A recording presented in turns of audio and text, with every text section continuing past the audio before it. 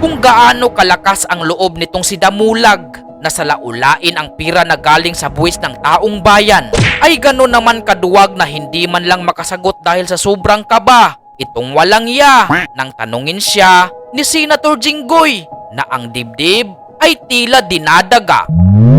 Ikaw may-ari nito, di ba? Yes po. O di dapat alam mo. Ano yung mga proyektong na-awardan sa inyo ng DPWH at saan-saan?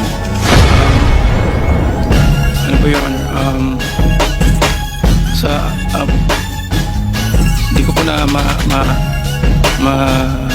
di ko pa sigurado yung honor. Oh, dito base sa record namin, meron ko 42 projects sa Bulacan. Tsaka identical ang presyo ha. 77 million, 77 million, 72 million, 72 million. Do you have any ghost project? May binabasa ka ba? Ano binabasa mo? Pasensya po kasi kinakabahan po kasi po. Look!